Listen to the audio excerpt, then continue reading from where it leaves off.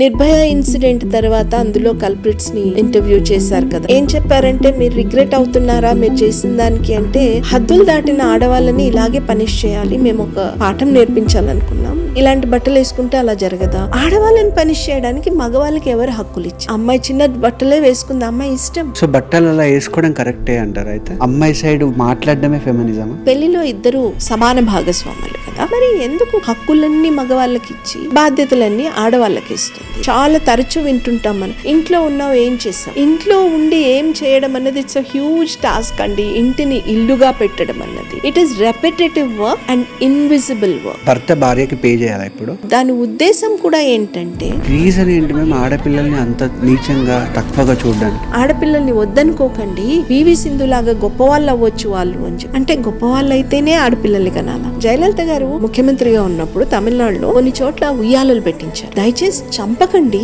మీకు బరువు అనుకుంటే మేం పెంచుతాము, అటు వదిలేసి వెళ్ళిపోండి, ఆ ఉయ్యాల్లో వేసి వెళ్ళిపోండి. ఆడవాళ్ళు సఫర్ అయ్యారు, వాళ్ళకి కావాల్సిన రూల్స్ వచ్చాయి. బట్ ఈ రోజు ఈక్వల్ గా మగవాళ్ళు కూడా సఫర్ అవుతున్నారు. ఎలా అంటారు? హరాస్మెంట్ ఎక్కడ చూసారు? ఎన్ని రుజువులు ఉన్నాయి? ఎన్ని కేసెస్ చూసారు? మగవాళ్ళు మాత్రం అదే ఇమేజ్ ఆఫ్ విమెన్ నే మనసులో పెట్టుకుని ఉన్నారు. నేను రాగానే వెల్కమ్ చెప్పాలి, నీళ్ళు అందించాలి, కాఫీ అందించాలి. కొన్ని రిచువల్స్ చూస్తుంటే అబ్బాయిగా నాకు కూడా ఇరిటేషన్ వస్తుంది. మంగళసూత్రం, మట్టలు ఇవన్నీ ఖచ్చితంగా వేసుకోవాలని చెప్పి అమ్మాయికి పెళ్లి చేసి పంపిస్తే తర్వాత మళ్ళీ ఎప్పుడో ఆ అమ్మాయిని చూస్తామన్న నమ్మకం ఉండేది కాదు. సో మరీ చిన్న వయసులో చేసేవాళ్ళు కాబట్టి అమ్మాయి కూడా వెళ్ళడానికి ఇష్టపడేది కాదు, పేరెంట్స్ ని వదిలేసి. పెళ్ళైన తర్వాత పెళ్లి కొడుకు ఆమె మెడలో తాడు వేసి, పూలందేవి ఇంటర్వ్యూ చూస్తుంటారు, సచ్ అ పవర్ఫుల్ లేడీ. మళ్ళీ జన్మంటూ ఉంటే ఎట్లా పుట్టాలనుకుంటున్నారంటే, ఎట్లా పుట్టినా పర్వాలేదు, నేను యానిమల్ గా బర్డ్ గా పుట్టినా పర్వాలేదు, కానీ I don't want be born as a woman అంది.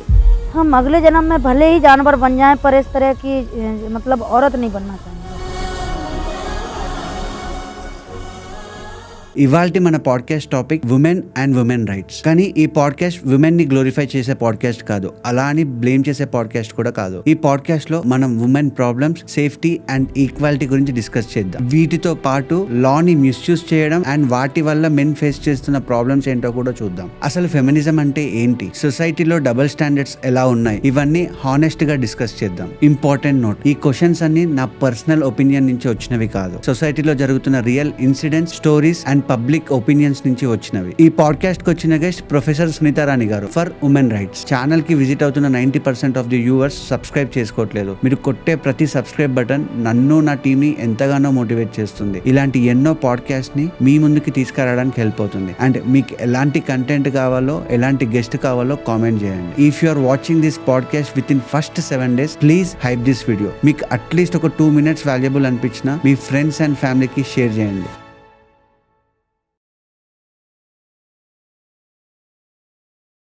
ఈ పాడ్కాస్ట్ని జస్ట్ ఉమెన్హుడ్ని గ్లోరిఫై చేయడం కాదు మ్యామ్. ప్రతి దాంట్లో మంచి ఉంటుంది, చెడు ఉంటుంది. బట్ ఉమెన్కి వచ్చేసరికి ఓన్లీ మంచి గురించే మాట్లాడతాం. ఎప్పుడు వాళ్ళకి జరిగే హానిల గురించి మాట్లాడడం, వాళ్ళకి జరిగే చెడు గురించి మాట్లాడడం. సో అందుకని మిమ్మల్ని ఈ పాడ్కాస్ట్కి ఇన్వైట్ చేశాము. వెల్కమ్ డాక్టర్ సునీతా రాణి గారు to Akshay Pabba. Thank you. ఎలా ఉన్నారు మ్యామ్? బాగున్నాను, మీరు ఎలా ఉన్నారు? బాగున్నాను ma'am. Thanks lot for your time ma'am. Thank you so much. So is India most dangerous for women? మీరు అలా ప్రశ్న అడిగితే నేను మిమ్మల్ని అడగాల్సి వస్తుంది. అసలు ఎందుకు అని అలా అనుకుంటున్నారు? India is the most dangerous country for women అన్న ఆలోచన ఎక్కడ రావాలి, ఎందుకు రావాలి? పితృస్వామ్యం అన్నది ఎక్కడైనా ఉంది, ఏ దేశంలో అయినా ఉంది. కానీ ఇందాక మీరు అన్నారు చూసారా, ఈ పాడ్కాస్ట్ విమెన్ని గ్లోరిఫై చేయడానికి కాదు అని చెప్పేసి. ఎవరైనా మెన్ అయినా విమెన్ అయినా స్వభావరీత్యానే జెండర్ డిస్క్రిమినేషన్ ప్రాక్టీస్ చేసేలాగా ఉండరు. సోషియో కల్చరల్ ఫ్యాక్టర్స్ అన్నవి, జెండర్ సోషలైజేషన్ అన్నది వాళ్ళని కొన్ని రకాలుగా తీర్చిదిద్దుతుంది. సోషియో కల్చరల్ ఫ్యాక్టర్స్ కొంతమందికి కొన్ని రైట్స్ ఇస్తాయి, కొంతమందికి ఆ రైట్స్ లాక్కుంటాయి. అంటే వయలెన్స్ ఈజ్ అ రైట్ అని అనట్లేదు, కానీ ఆ వయలెన్స్ని ఎక్కడి నుంచో కొంత సటిల్గా కూడా సపోర్ట్ చేస్తూ ఉంటారనమాట. మీకు తెలుసు, ఒక husband wife beating, wife bashing అంటాం కదా. కొట్టాడు అంటే వెంటనే మనం ఏం చెప్తామంటే, మామూలే కదా, ఒక ఫ్యామిలీలో జరుగుతుంది కదా, అతనే చూసుకుంటాడు కదా, అతను చూసుకున్నప్పుడు, ప్రేమించినప్పుడు ఒక దెబ్బ వేస్తే నష్టం ఏముంది, అంత తొందరగా అంత సెన్సిటివ్గా రియాక్ట్ అవ్వాల్సిన అవసరం ఏముంది అని అంటారు కదా. తప్పడు మూవీ చూసుంటారు మీరు, అది దాని చుట్టూ చాలా డిస్కషన్ జరిగింది. అయితే మరి అదే భార్య కూడా భర్తను కొడితే కొట్టడం అన్నది తప్పు, ఎవరిని కొట్టినా హింస అన్నది తప్పే. కానీ అదే సమర్థన ఉంటుందా? ఆ సమర్థన ఉండదు కదా. అవును కదా, భార్యే కదా, చూసుకుంటుంది కదా, కుటుంబాన్ని అంతా కేర్ ఇస్తుంది కదా. మరి అట్లాంటప్పుడు కోపం వచ్చినప్పుడు ఒక దెబ్బ కొడితే నష్టం ఏముంది అని అనం కదా. నేను జస్ట్ ఒక ఉదాహరణ చెప్తున్నాను అంతే. అంటే బై నేచర్ ఇండివిజువల్స్గా మనం విమెన్ని గ్లోరిఫై చేసినా అది కూడా తప్పే అవుతుంది, మెన్ని గ్లోరిఫై చేసినా అది కూడా తప్పే అవుతుందండి. ఎందుకంటే మనందరికీ ఇండివిజువల్ ట్రైట్స్ ఉంటాయి. కానీ సమాజం మనకి నేర్పిస్తుంది, మనల్ని ఎట్లా తీర్చిదిద్దుతుంది అనే దాంట్లో సమస్య వస్తుంది. ఎప్పుడో 19వ శతాబ్దంలో తారాబాయి షిండే అనే ఆవిడ మరాఠీలో ఒక వ్యాసం రాశారు, స్త్రీ పురుష్ తులన అని చెప్పి. ఆవిడ ఏమంటారంటే పురుషులు వేరు స్త్రీలు వేరు అని చెప్పరు, కానీ ఎందుకు సమాజం లేదా మన సిస్టమ్ వీళ్ళిద్దరిని డిఫరెంట్గా చూస్తుంది అని అడుగుతుంది. ఒక పర్టినెంట్ క్వశ్చన్ ఇప్పటికి కూడా మనకు వర్తించే ప్రశ్న ఏమంటే, ఆవిడ అడిగింది, పెళ్ళి అనుకోండి, పెళ్ళిలో ఇద్దరు సమాన భాగస్వాములు, అవును అవును మరి ఎందుకు పెళ్ళి హక్కులన్నీ మగవాళ్ళకి ఇచ్చి బాధ్యతలన్నీ ఆడవాళ్ళకి ఇస్తుంది? ఇలా ఎందుకు అవుతుంది అన్న ఒక ప్రశ్న ఆవిడ లేవనెత్తుతారు. అది ఎప్పుడండి? 19వ శతాబ్దంలో. ఇప్పటికీ మనం ఇదే ప్రశ్న అడుగుతూనే ఉన్నాం. మనం అనుకోవచ్చు, లేదు ఇప్పుడు ఆడవాళ్ళు కూడా చదువుకుంటున్నారు, ఉద్యోగాలు చేస్తున్నారు, సమంగా ఉంటున్నారు, ఇంకా ఎక్కువనే ఎంపవర్ అయి ఉన్నారని చెప్పి. కానీ basic fundamental questions have not changed. ఆ ఐడియాలజీ, ఆ భావజాలం ఇంకా మారలేదు. అది అక్కడి నుంచి మనం అర్థం చేసుకుంటూ రావాలి. అండ్ జనరల్గా సొసైటీలో కూడా మ్యామ్ ఆడవాళ్ళ గురించి బయట మాట్లాడే వాళ్ళు ఇంటికి వెళ్తే సేమ్ అదే విధంగా ట్రీట్ చేయరు. వాళ్ళ ఇంట్లో పిల్లలనైనా భార్యనైనా అదే విధంగా ట్రీట్ చేయరు బయట మాట్లాడినంత ఈజీగా. ఇది కొన్ని తరాల నుంచి వస్తుంది. సో దీని మీద మీ ఒపీనియన్ ఏంటి? అంటే అన్ని చోట్ల ఒకలాంటి ప్రవర్తనే ఉండదు. అన్ని చోట్ల జెండర్ డిస్క్రిమినేషన్ ఒకే పద్ధతిలో కూడా వ్యక్తం అవ్వదు కదా. అది వ్యక్తమయ్యే విధానాలు కూడా వేరుగా ఉంటాయి. వర్క్ ప్లేస్లో వర్క్ చేసే విమెన్ని, కాలీగ్స్ని మీకేం రాదు అన్నట్టు చూస్తూ ఉండొచ్చు, లేదా నమ్మకపోవచ్చు. చూడండి, యాక్టివ్ ఇప్పుడు కొత్తగా మన ఒక న్యూ టర్మ్ కాయిన్ అయింది కదా, కోల్డ్ వైలెన్స్ అని చెప్పేసి. It's not violence, but silence ద్వారా సటిల్గా కూడా వైలెన్స్ వర్క్ అవుతూ ఉంటుంది. సో వర్క్ ప్లేస్లో ఒకలాంటి డైనామిక్స్ ఉండొచ్చు, ఆ విమెన్ పట్ల ఉన్న అభిప్రాయం ఒకలాగా వ్యక్తం అవుతూ ఉండొచ్చు. అదే అభిప్రాయం ఫ్యామిలీ వరకు వచ్చేటప్పటికి ఇంకోలాగా వ్యక్తం అవుతూ ఉండొచ్చు. ఫర్ ఇన్స్టెన్స్, అమ్మాయిల్ని బయటికి పంపించకపోవడము, లేదా అమ్మాయిలు ఎందుకు పని చేయట్లేదు ఇంట్లో అనడము, లేదా అబ్బాయిలకి ఇంకొంచెం ఎక్కువ స్వాతంత్రం ఇవ్వడము, ఇలా ఉండొచ్చు కదా. కానీ మూలం మాత్రం, దానికి అంత మూలమైన భావజాలం మాత్రం ఒకలాగే ఉంటుంది. మీకు గుర్తుందా? ఇప్పుడైతే మారింది, కానీ కొన్ని దశాబ్దాల కిందట ఇన్సూరెన్స్ అడ్వర్టైజ్మెంట్స్ కానీ, స్కూటర్ అడ్వర్టైజ్మెంట్స్ కానీ, ఇలాంటివి ఏంటి క్యాప్షన్ పెట్టేవంటే, అమ్మాయి పెళ్ళి కోసం, అబ్బాయి చదువు కోసం డబ్బు మదుపు చేయండి, సిద్ధంగా ఉండండి అని చెప్పి. ఇప్పటికీ అదే ఉంది కదా. ఇప్పటికీ అదే ఉంది. అంటే ఇన్సూరెన్స్ కంపెనీస్ మార్చుకున్నాయి అభిప్రాయం, కానీ ఇంకా కొన్ని ఏజెన్సీస్ ఇంకా మార్చుకోలేదు. అదే అభిప్రాయమే పర్పెట్రేట్ అవుతుంది. అంటే దానికి మెసేజ్ కూడా ఏముంటుంది చూడండి, అమ్మాయిలకి ఫైనల్ అల్టిమేట్ ఈజ్ మ్యారేజ్, అబ్బాయిలకి ultimate is their achievement in life. Companies కదా మ్యామ్, గవర్నమెంట్ కూడా అంతే ఉంది కదా. అమ్మాయి పెళ్లి చేస్తే కళ్యాణ్ లక్ష్మి అని ఉంది, షాది ముబారక్ అని ఉంది, కానీ అబ్బాయిలకు ఏముంది మరి? అంటే అబ్బాయిలకి ఏముందనే దానికంటే ముందు అమ్మాయిలకు మాత్రమే ఎందుకు ఉంది అనుకోవాలి మనం కదా.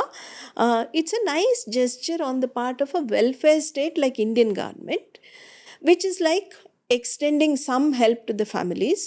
ఎక్కడైతే వాళ్ళకి కొంచెం కష్టం ఉందో, ఎక్కడైతే వాళ్ళు కొంత ఫైనాన్షియల్ హెల్ప్ సపోర్ట్ అవసరం అనుకుంటారో, అక్కడ ఎక్స్టెండ్ చేయడం అనేది very very important gesture on the part of our government. మన కాన్స్టిట్యూషనే వెల్ఫేర్ స్టేట్ అని చెప్పుకుంటుంది కాబట్టి ఇట్స్ ఎ నైస్ జెస్చర్.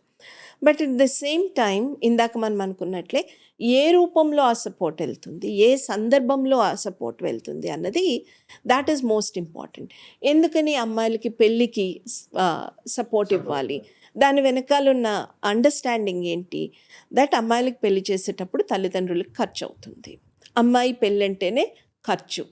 దాని నుంచి మనం అర్థం చేసుకున్నవి చాలా ఉన్నాయి. అంటే ఇక్కడ మనం ఇలా కూడా అర్థం చేసుకోవచ్చు, డౌరీయే గవర్నమెంట్ ఎంకరేజ్ చేస్తుందని చెప్పి. అలా అని చెప్పలేను, కానీ నేను, ఎందుకంటే the stringent law against dowry, but there is an understanding that ఖర్చులు ఉంటాయి పేరెంట్స్కి, పెళ్ళి చేయడం కష్టం, అక్కడ చాలా కష్టపడి రిసోర్సెస్ అన్నీ పూల్ చేసుకొని పెళ్లి చేయాల్సి ఉంటుంది అన్న ఒక మెసేజ్ ఇండైరెక్ట్గా స్ప్రెడ్ అవుతూ ఉంటుంది. ఈవెన్ మెన్ సైడ్ కూడా అంతే ఉంటుంది కదా, అబ్బాయి పెళ్లి కొడుకు సైడ్ కూడా అమ్మాయి వాళ్ళకి ఏదైతే ఖర్చు ఉంటుందో అదే ఖర్చు ఉంటుంది, అపార్ట్ ఫ్రమ్ డౌరీ, బట్ అదే ఖర్చు ఉంటుంది, రైట్?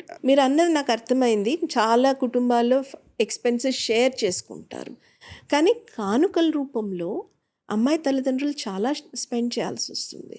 అమ్మాయి తల్లిదండ్రుల స్టేటస్ కూడా చాలా ఎవాల్యుయేట్ చేస్తుంటారు. వాటన్నిటిని బట్టే కదా పెళ్ళిళ్ళు అవుతుంటాయి. ఎప్పుడో చెప్పారు కదండి, ప్రతి మానవ సంబంధాలన్నీ వ్యాపార సంబంధాలే అన్నదానికి పెళ్ళి చాలా పెద్ద రుజువు.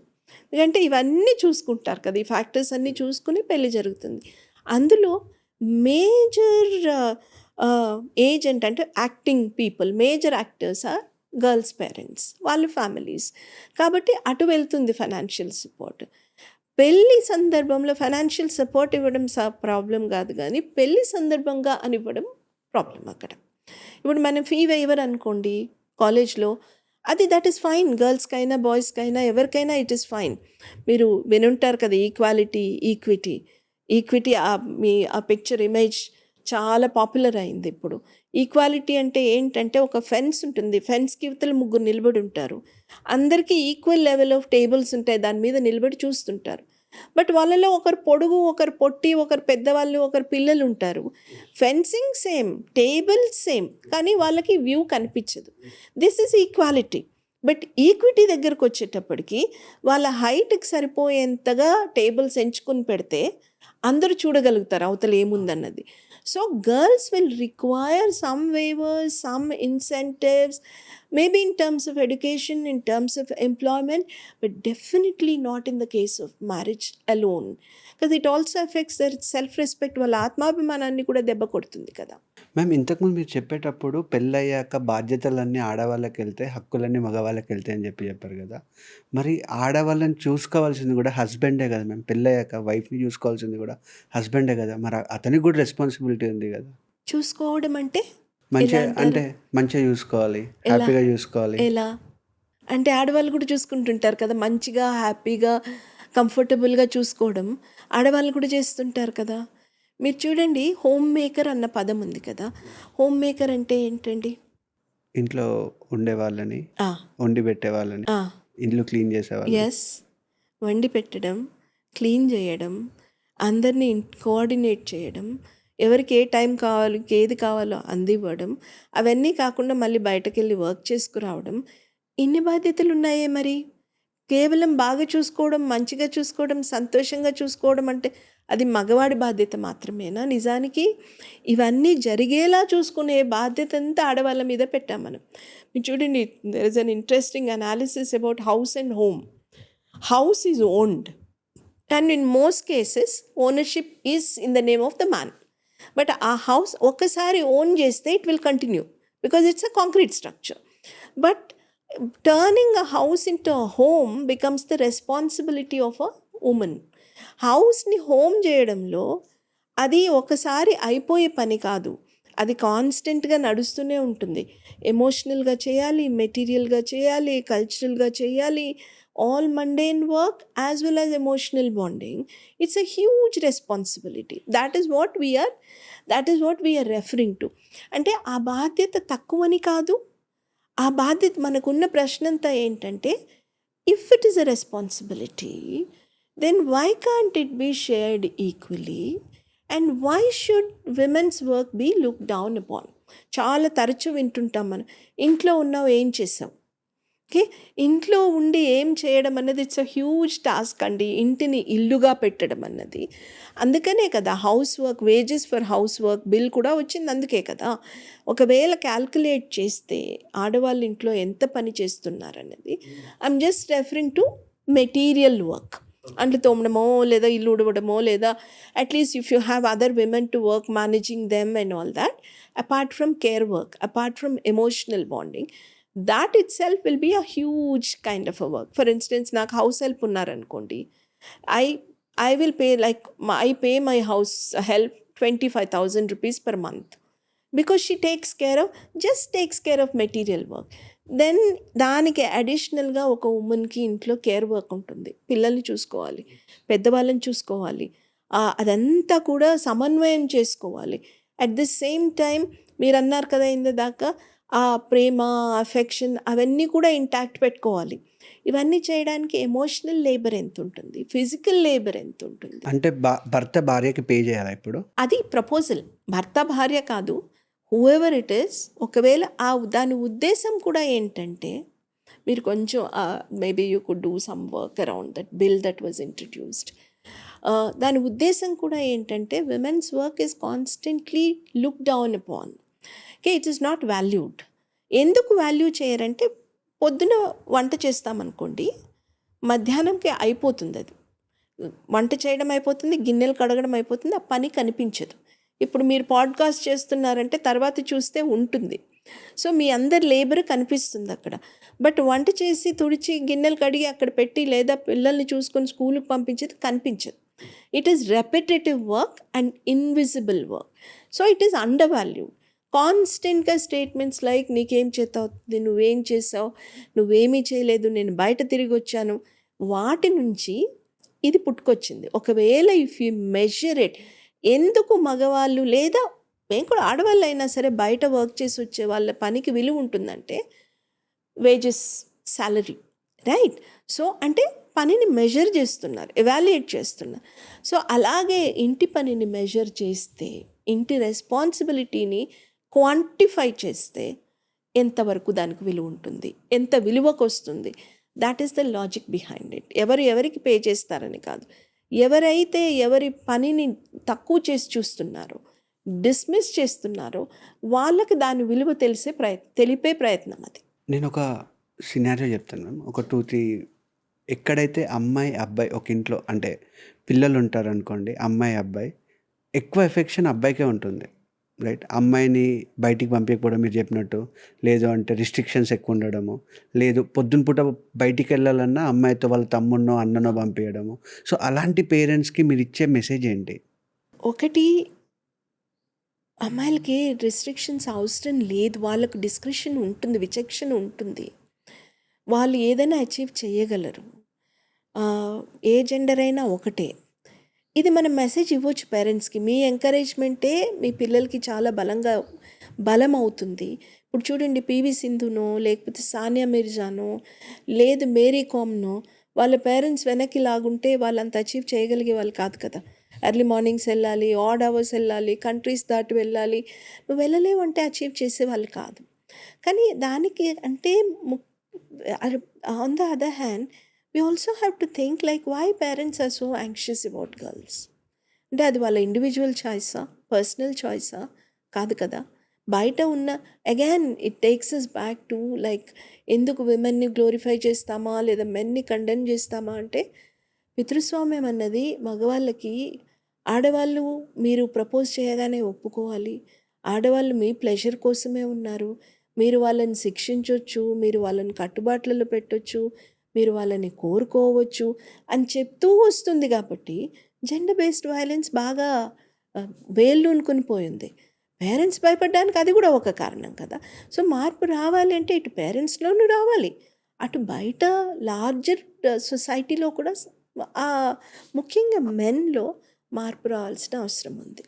ఇప్పుడు చాలా మూవ్మెంట్స్ ఆలోచించేది కూడా, women's movements particularly in India ఆలోచించేది కూడా ఏంటంటే, విమెన్ తరఫున చాలా పోరాడారు, మూవ్మెంట్స్ వచ్చాయి, ఉద్యమాలు వచ్చాయి, విమెన్ అంతా కలిసి పోరాడారు.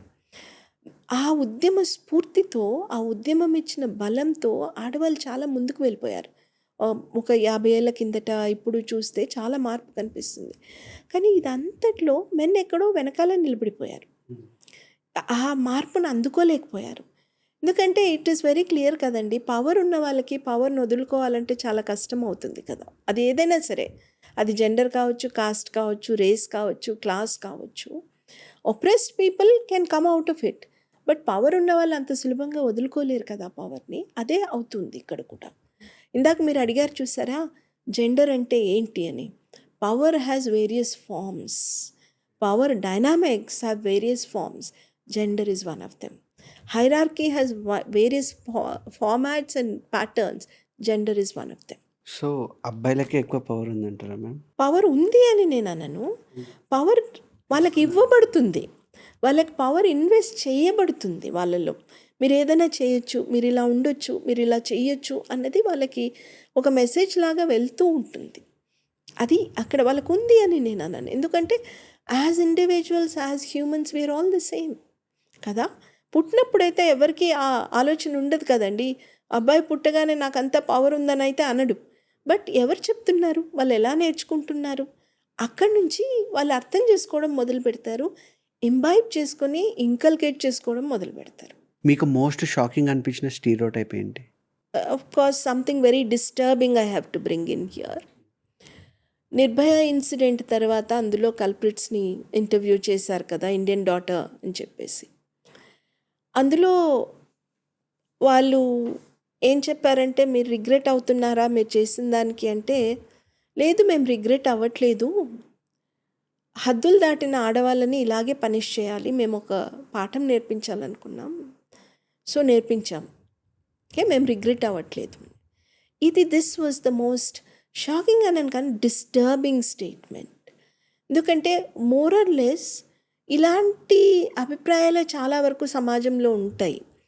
వాళ్ళు అలా చేశారు కాబట్టి ఇలా జరిగింది, మరి ఇలా చేస్తే అలా జరగదా, ఇంకే ఇలాంటి బట్టలు వేసుకుంటే అలా జరగదా, ఇక్కడికి వెళ్తే అలా జరగదా, ఇదే కదా వాళ్ళు అన్నది కూడా, ఇదే సేమ్ అదే, కానీ ఇంకోలాగా అన్నారు వాళ్ళు. వాళ్ళు అలా వచ్చారు కాబట్టి, ఆమె అలా వచ్చింది కాబట్టి అలా చేసాం, మేము పాఠం నేర్పించాలనుకున్నాం. సో ఇన్ అ సెన్స్ వాళ్ళు అన్నది సమాజంలో ఉన్న అభిప్రాయాలకి ఒకలాగా అద్దం పట్టింది. అది ఇట్స్ స్కేరీ, భయపెడుతుంది, ఇంటిమిడేటింగ్. అంటే ఈ లెవెల్లో ఉంటుందా quote and quote disciplining, controlling అన్నది ఈ లెవెల్లో ఉంటుందా? అదే పర్కులేట్ అయ్యి మనం ప్రశ్నలు అడుగుతుంటాం కదా, ఆ టైంలో అమ్మాయి అక్కడ ఏం చేసింది, మరి ఇలాంటి బట్టలు వేసుకుంటే అలా చెయ్యరా? రీసెంట్గా కాంట్రవర్సీ కూడా అదే కదండి. అనవసరమైన విషయం, అనవసరమైన ఇంటర్ఫియరెన్స్ ఎందుకు వస్తుంది? మీరు అన్నారు చూసారా, మొదటి మీ ఫస్ట్ అడిగిన దాన్ని తీసుకుంటున్నా, గ్లోరిఫికేషన్ ఆఫ్ విమెన్. ఆ గ్లోరిఫికేషన్ ఆఫ్ విమెన్ అన్నది ఒకవైపు, అంటే ఆడవాళ్ళంతా దేవతలు, ఆడవాళ్ళని గౌరవించాలి, పూజించాలి ఒకవైపు అంటూనే ఉంటారు. ఇంకోవైపు ఏమో వాళ్ళని అవైలబుల్ బాడీస్ లాగా, డిజైరబుల్ డొసైల్ బాడీస్ లాగా చూస్తుంటారు. ఈ కాంట్రాస్ట్ ఎందుకు? ఈ రెండు ఎక్స్ట్రీమ్స్ ఎందుకు? ఇటు దేవతలు కాదు, ఇటు దయ్యాలు కాదు, ఈక్వల్ హ్యూమన్ బీయింగ్స్ లాగా చూసే అవకాశం కూడా ఉంది కదా. ఆడవాళ్ళని పనిష్ చేయడానికి మగవాళ్ళకి ఎవరు హక్కులు ఇచ్చారు? సరే, అమ్మాయి చిన్న బట్టలే వేసుకుంది, అమ్మాయి ఇష్టం. ఎవరిచ్చారు ఈ అబ్బాయికి హక్కు, అధికారం to punish her by raping her, by molesting her, by calling her names? అది ప్రశ్న కదా. ఎవరిస్తారు? ఎందుకు మెన్ అజ్యూమ్ చేసుకుంటున్నారు? బట్టలు అలా వేసుకోవడం కరెక్టే అంటారు అయితే? నేను కరెక్ట్ రాంగ్ అనట్లేదు, జస్ట్ 1 సెకండ్. సరే, మీకు కరెక్ట్ అనిపించినా, ఒకవేళ కరెక్ట్ కాదు ఇన్ ద ఫస్ట్ ప్లేస్, ఒకవేళ కరెక్ట్ అనిపించినా ఆ ప్రశ్నలు ఆడవాళ్ళ మీద ఎందుకు వస్తాయి? మగవాళ్ళని కూడా చూస్తుంటాం మనం, స్కింపీ క్లోత్స్ వేసుకుని బనియన్ కూడా లేకుండా తిరుగుతుంటారు ఇళ్ళ దగ్గర, కానీ స్క్రీన్ మీద చూస్తాము, అటు ఇటు తిరుగుతుంటారు. మరి వాళ్ళు ఎటు పడితే అటు తిరుగుతుంటారు. అయినా వాళ్ళు అక్కడ ఎందుకున్నారు ఆ టైంలో అన్న ప్రశ్నే రాదు కదా. వాళ్ళకి పాఠం నేర్పించాలి అన్న ఐడియా కూడా రాదు కదా ఎవరికి. ఈ డిఫరెన్స్ని ఎలా చూస్తాం మనం? ఎందుకు అసలు ఆ డిఫరెన్స్ ఎందుకు వస్తుంది? ఒకే సమాజంలో ఒకేలాగా బతుకుతున్న మనుషులు ఒక వర్గం పవర్ ఎందుకు అజ్యూమ్ చేస్తుంది? మేము కండిషన్ చేయొచ్చు, కంట్రోల్ చేయొచ్చు, పనిష్ చేయొచ్చు అన్న పవర్ ఎందుకు అజ్యూమ్ చేస్తుంది? ఇంకొకరు మేము వీళ్ళ గేజ్ అంటారు కదా, అంటే చూడడం, వీళ్ళ గేజ్కి లోబడి మేము ఎందుకు ఉండాలి అన్న ప్రశ్న వాళ్ళకి ఎందుకు రావట్లేదు? వచ్చిన ప్రతిసారి వాళ్ళు ఎందుకు ఇలాంటి పనిష్మెంట్ ఫేస్ చేయాల్సి వస్తుంది? అది మీరు అన్నారు కదా కరెక్టా కాదా అని. కరెక్ట్ రాంగ్ అంటే ఏముంటుందండి? డ్రెస్ అన్నదే ఎవరి కంఫర్ట్ కోసం వాళ్ళు వేసుకుంటారు కదా, ఎవరికి కావాలనుకున్నది వాళ్ళు వేసుకుంటారు. దాంట్లో ఇంకెవరో ఒక ఏమంటారు, మన పంచాయత్ రోల్ అజ్యూమ్ చేసుకుని, కుల పంచాయత్, గ్రామ పంచాయత్ రోల్ అజ్యూమ్ చేసుకుని డిసైడ్ చేయడం, జడ్జ్ చేయడం ఎందుకు వస్తుంది? అసలు రావాల్సిన అవసరం ఏముంది కదా? ఒకసారి ఆలోచిస్తే జాగ్రత్తగా, ఎందుకు కొంతమందినే జడ్జ్ చేస్తారు, ఎందుకు కొంతమంది జడ్జ్ చేస్తారు అనే ప్రశ్న మనకి ఆటోమేటిక్గా వచ్చేస్తుంది. ఇంతకుముందు మీరు చెప్పేటప్పుడు ఉమెన్ గురించి పోరాటాలు, ఉద్యమాలు జరిగాయని చెప్పారు కదా మ్యామ్. సో, అవి వాటి గురించి చెప్తారా కొంచెం? అది 19వ శతాబ్దంలో ఇండియాలో తీసుకుంటే అప్పుడు మొదలైందండి. ఉద్యమంగా మొదలైంది. రిఫార్మ్ మూవ్‌మెంట్ అని ఉండింది. ముఖ్యంగా మగవాళ్ళే ఎక్కువగా ఆడవాళ్ళ గురించి లైక్ వాళ్ళ సతీ ప్రాక్టీస్ కానీ, విడోహుడ్ గురించి కానీ, చైల్డ్ మ్యారేజ్ కానీ ఈ మూడిటికి అగెన్స్ట్‌గా మన రాజా రామ్మోహన్ రాయ్, ఈశ్వర్ చంద్ర విద్యాసాగర్, మన తెలుగు ఫీల్డ్ నుంచి తీసుకుంటే కందుకూరి వీరేశలింగం గారు, గురజాడ అప్పారావు గారు ఇలాంటి వాళ్ళు చాలా రాశారు, చాలా పోరాటాలు చేశారు, చాలా అడ్వకేట్ చేశారు, అన్నీ చేశారు. కానీ ఒక్క సమస్య అక్కడ ఏమొచ్చిందంటే వాళ్ళు ఆడవాళ్ళకి ఏం కావాలనుకుంటున్నారో అదే దాని గురించి మాట్లాడారు. తర్వాత ఆడవాళ్ళు మాట్లాడడం మొదలైంది. పండిత్ రమాబాయి సరస్వతి కానీ, తారాబాయి షిండే ఇందాక పేరు చెప్పాను కదా, సావిత్రిబాయి ఫూలే కానీ ఇలాంటి వాళ్ళు బయటకు వచ్చి మాట్లాడడం మొదలుపెట్టిన తర్వాత అవి ఉద్యమాలుగా మారాయి. విమెన్స్ మూవ్మెంట్ మెల్లగా ఆ స్పిరిట్ మెల్లగా 20వ శతాబ్దంలోకి వచ్చేటప్పటికి ఓవర్ట్గా చాలా వెహిమెంట్గా చాలా అసర్టివ్గా ఉద్యమాలుగా మారాయి. ఇంకొకటి ఏంటంటే మనం 19వ శతాబ్దం తీసుకుంటే ఆడవాళ్ళ గురించి మాట్లాడిందంతా రిఫార్మ్ మూవ్మెంట్ ఒక వర్గానికి చెందిన ఆడవాళ్ళ గురించే మాట్లాడారు. సతీ అందరూ చేసేవాళ్ళు కాదు కదా. విడో రీమ్యారేజ్ చాలా కమ్యూనిటీస్లో ఉండేది. ఎక్కడైతే ఇవి చాలా ప్రివలెంట్గా ఉన్నాయో వాళ్ళ గురించి మాట్లాడారు. 20వ శతాబ్దంకి వచ్చేటప్పటికి చాలామంది ఆడవాళ్ళకి సంబంధించిన విషయాలు పట్ల ఉద్యమాలు జరిగాయి. ఒకటి తీసుకుంటే dowry, against dowry, for instance dowry based violence గురించి, ఇండీసెంట్ రిప్రజెంటేషన్ ఆఫ్ విమెన్ గురించి, డొమెస్టిక్ వైలెన్స్ గురించి. మనకి ఇప్పుడు లాస్ అన్నీ తెలుసు కదండి. మనకి యాంటీ డౌరీ యాక్ట్ తెలుసు, ఇందాక చెప్పినట్టు indecent representation of women act తెలుసు, 498A తెలుసు. బట్ ఇవి ఎలా వచ్చాయి? అవంతకవే పుట్టుకు రాలేదు. ఈవెన్ ట్రిపుల్ తలాక్ గురించిన జడ్జ్మెంట్ కానీ అవంతటవే పుట్టుకు రాలేదు. ఎంతోమంది వేలాది మంది విమెన్ ఉద్యమాలు చేశారు, గవర్నమెంట్కి రిప్రజెంటేషన్స్ ఇచ్చారు, విమెన్ అంతా మొబిలైజ్ చేసుకున్నారు, రాశారు, మాట్లాడారు, ఫైనల్గా కోర్టును ఆశ్రయించారు. అప్పుడు ఈ లాస్ అన్నీ పాస్ అయ్యాయి. అంతవరకు కూడా లేదు ఇవన్నీ కూడా. మీరు ఇప్పుడు ఏజ్ ఆఫ్ కన్సెంటే తీసుకోండి. రఖ్మాబాయ్ అనే ఆవిడ 19th centuryలో she is considered to be one of the first doctors, women doctors. ఆవిడ నేను ప్యూబర్టీకి ముందు జరిగిన పెళ్ళిని ఒబ్లైజ్ చేసి నేను హస్బెండ్ ఇంటికి వెళ్ళను అని చెప్పేసి చాలా పోరాటాలు చేశారు, న్యాయ పోరాటాలు చేశారు. ఆఖరికి British queen intervened and set as age of consent పెంచుతాము అని చెప్పేసి మార్చారు. అప్పటి నుంచి ఇప్పటి వరకు కూడా ప్రతి ఏ లా రావాలన్నా, ఏ పాలసీ రావాలన్నా ఆడవాళ్ళు ఉద్యమాలు చేస్తూనే ఉన్నారు, ఇంక్లూడింగ్ విమెన్స్ రిజర్వేషన్ బిల్. అది కూడా ఉద్యమమే కదా, చాలా పెద్ద ఉద్యమం, దశాబ్దాల తరబడి జరిగింది. ఇది ఆడవాళ్ళ పరిస్థితిలో మార్పు రావడానికి ఎడ్యుకేషన్ దగ్గర నుంచి ఎంపవర్మెంట్ దాకా కూడా ఏమాత్రమైన మార్పు వచ్చిందంటే విమెన్స్ మూవ్మెంట్స్ కారణం. దానికి చాలా వరకు కాంట్రిబ్యూట్ చేశారు వాళ్ళు. అది ఒక న్యూస్ పేపర్లో ఒక ఆర్టికల్ చదివాం మ్యామ్. దాంట్లో ఏమైంది అంటే 4 times బాయ్ కోసం ట్రై చేశారు, బట్ 4వసారి కూడా అమ్మాయి పుట్టింది. హస్బెండ్ ఫోర్స్ వల్ల మదర్ ఆ అమ్మాయిని ఆ హాస్పిటల్లో వదిలేసి వచ్చేసింది అనమాట.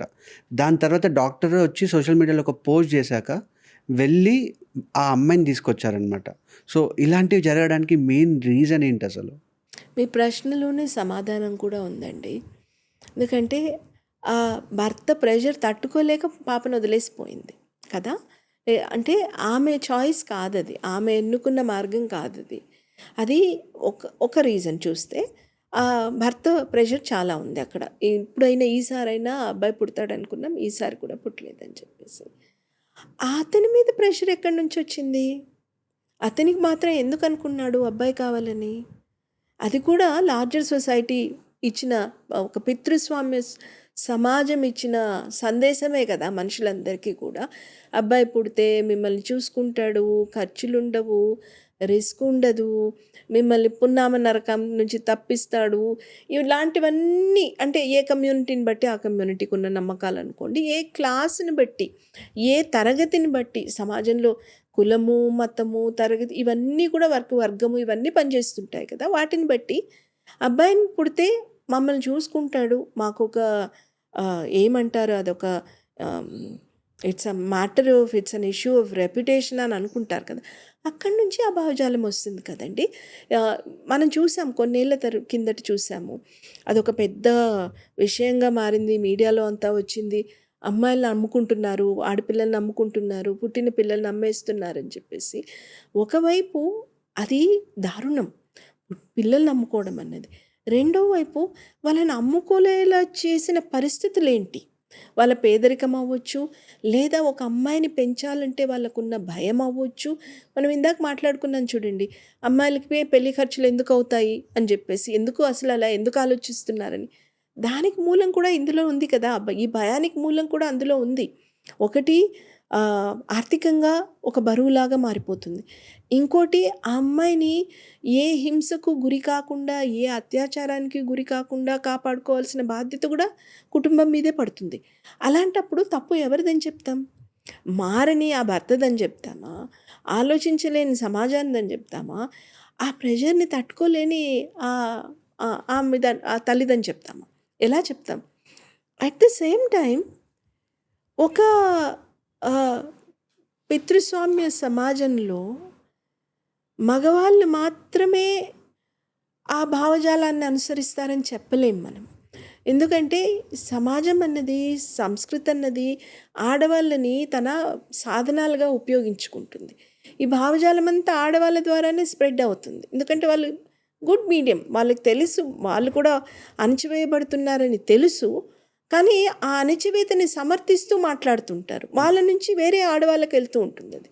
కాబట్టి ఇది ఒక మంచి ఉదాహరణ మనకి తెలుసుకోవడానికి, as we call it gender politics గురించి అర్థం చేసుకోవడానికి ఇది మంచి ఎగ్జాంపుల్. అంటే ఒకరి నుంచి ఒకరికి భావజాలం అన్నది ఎట్లా పర్కులేట్ అవుతుంది, ఎట్లా స్ప్రెడ్ అవుతుంది, అది ఏ ఎక్స్టెంట్కి వెళ్తుంది అన్నది.